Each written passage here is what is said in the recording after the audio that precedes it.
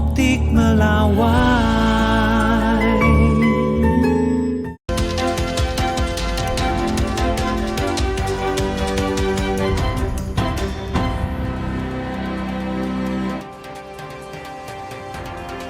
Presiden Brasil Luiz Inácio Lula da Silva mengatakan dunia masih jauh dari mencapai tujuan Perjanjian Paris.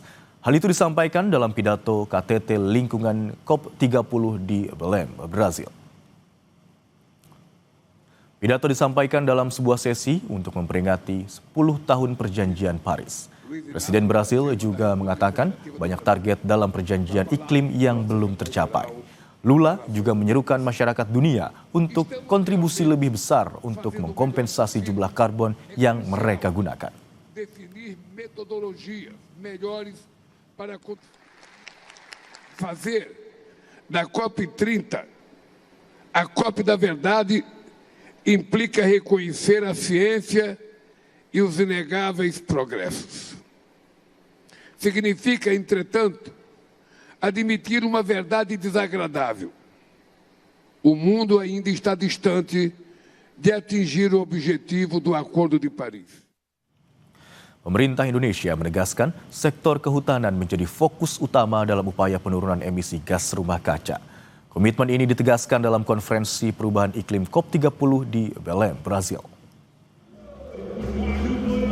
Melalui keikutsertaan dalam Tropical Forest Forever Facility, Indonesia menunjukkan komitmen dalam pendanaan dan restorasi hutan tropis. Menteri Lingkungan Hidup menyebut pentingnya restorasi hutan tropis dikarenakan sektor hutan menjadi hal paling krusial dalam penurunan emisi gas rumah kaca.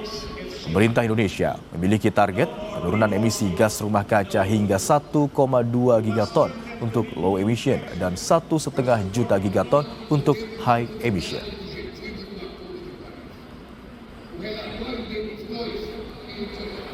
Dalam second NDC, pemerintah Presiden Prabowo Subianto bertargetkan mengurangi emisi gas rumah kaca sampai di 1,2 gigaton untuk low emission, kemudian 1,5 juta gigaton untuk high emission. Ini titik pentingnya adalah dari forestry. Dari sektor forestry menjadi titik penting di dalam rangka upaya pemerintah menurunkan emisi gas rumah kaca. Maka komitmen Presiden Prabowo Subianto untuk ikut di dalam Tropical Forest Forever Facility ini memang related dengan upaya Republik Indonesia untuk dengan serius mencapai angka-angka reduksi emisi gas rumah kaca. Saya rasa apa yang dikomentkan Bapak Presiden dilaksanakan dengan sungguh-sungguh. Saya rasa itu ya. Terima kasih. Delegasi Indonesia menghadiri konferensi perubahan iklim Perserikatan Bangsa-Bangsa ke-30 atau COP30 di Belém, Brasil. Hasim Joyo Hadikusumo menegaskan Indonesia siap berkomitmen menggelontorkan dana investasi 16 triliun untuk program restorasi pemulihan hutan di kawasan tropis.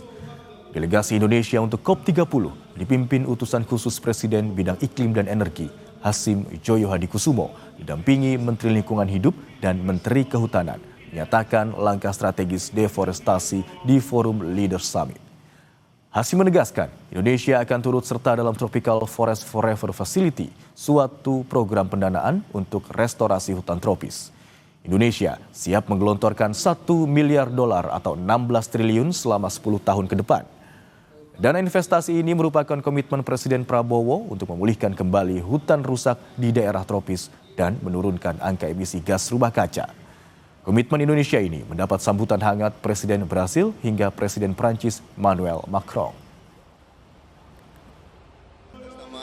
Presiden Prabowo Subianto menyampaikan komitmen Indonesia untuk ikut serta dalam Tropical Forest Forever Facility.